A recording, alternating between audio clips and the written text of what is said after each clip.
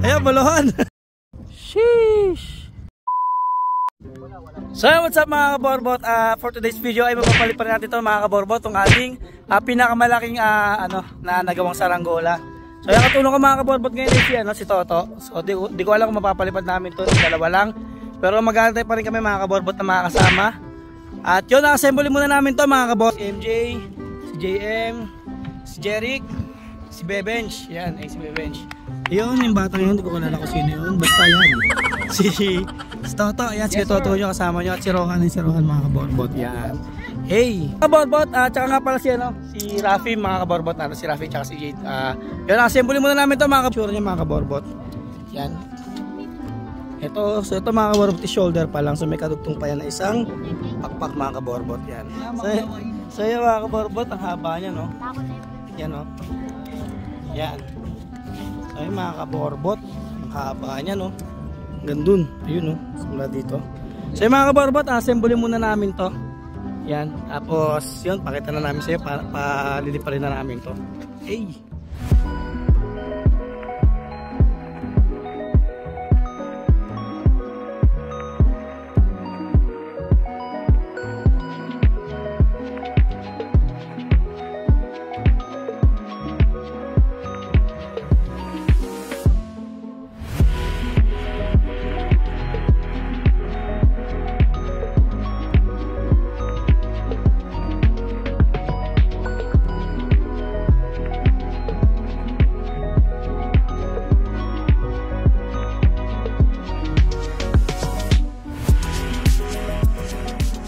Mga kaborbot, nabuo na natin itong ating pinakamalaking saranggola na ginawa. Yan.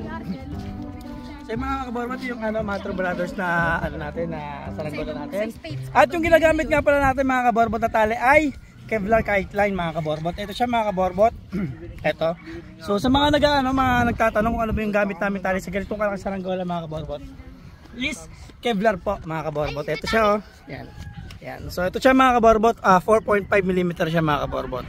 Yan. So ang kaya nito mga kaborbot, ang capacity na kaya hinahin nito mga kaborbot ay hanggang 3,000 pounds mga kaborbot. Kaya sa mga nagtatanong kung safe ba yung pagduli ng mga bata, sobrang safe po mga kaborbot. Kasi nga almost 1,300 something yata ang kaya nitong i-pull mga kaborbot. Sobrang tibay nito mga kaborbot. Yan. Resistant, tapos stretch resistant mga kaborbot. Yan. Sa mga nagtatanong yan.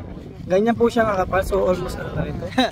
Daliri naman mga kapal. So 4.5 mm ito mga kaborbot. Up to 3,000 pounds ang kaya nitong hilahin mga kaborbot. Kaya no worries pa mga kaborbot pag nagduduyan po yung mga bata. Sobrang tibay po ito mga kaborbot. Mas matibay pa ito sa lubid ng mga kambing mga kaborbot.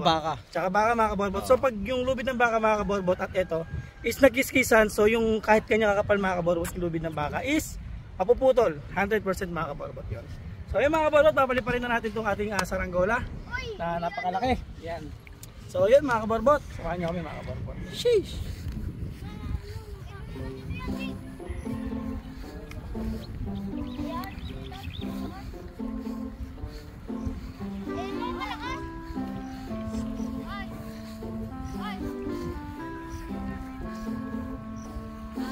Mga kaborbot, papaliparin na po natin yung Matro Brothers. Shoutout sa iyo, Vice Mayor Matro. Ayun na po. Sheesh!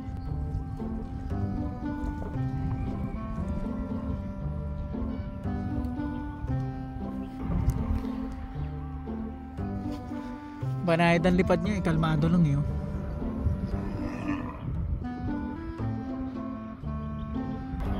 Hindi kasi biro magpalipad ng mga ganito mga kaborbot. Shoutout din sa ulap na to, napakaganda oh. Para sa ating video. At ayun na sila Kuya Tami, pupunta na kami doon. Pupulo namin to ulit sa puno kasi grabe ang bigat nito mga kaborbot. Shoutout sa Vice Mayor Matro. Yan, running mayor natin. Talagang wish you luck, Mayor. Bakit? Yun, mangat. Hindi pa padala ka tayo.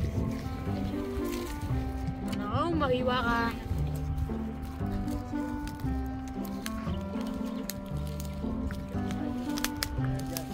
Yan. Ayun. Pag yan na, baba ko na perfect. Kuida. Tami, pag inanap niyo yung grab, Kasi na yung dahon.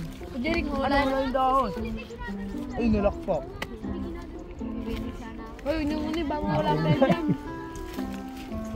Derek, si Derek.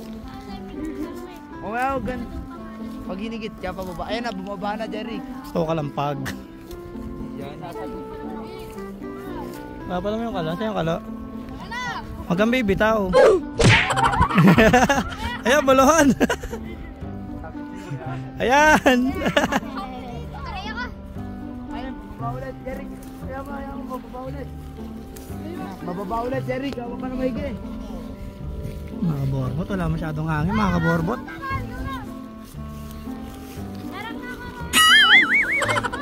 Hoy! Sa buluhan. Hoy!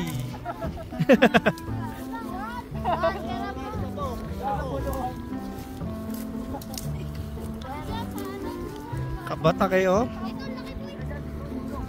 So makalipas nga ng ilang minuto mga kaborbot ay binaba na rin namin yung saranggola kasi nga medyo may kahinaan talaga yung hangin mga kaborbot nung time na yan. So yung umaga mga kaborbot ay sobrang lakas ng hangin, so pagdating ng ganitong oras mga kaborbot nung hapon ay nawala na ngayong hangin mga kaborbot. Kaya dito mga kaborbot ay nag-decide na rin kami ibaba yung saranggola kasi hindi namin tansya mga kaborbot kung aabot ba sa bahayan yung mismong saranggola namin kapag bumagsak. Kasi nga mga kaborbot, sobrang laki nito at maaari makasira to ng bubong mga kaborbot kapag bumagsak to sa bubungan. So yun lamang mga kaborbot at maraming salamat mga kaborbot sa mga patuloy na nanonood ng aming video at ng aming mga content. So like, share, follow nyo lang mga kaborbot para sa mga ganitong klaseng content. At maraming salamat po at hanggang sa uli mga kaborbot.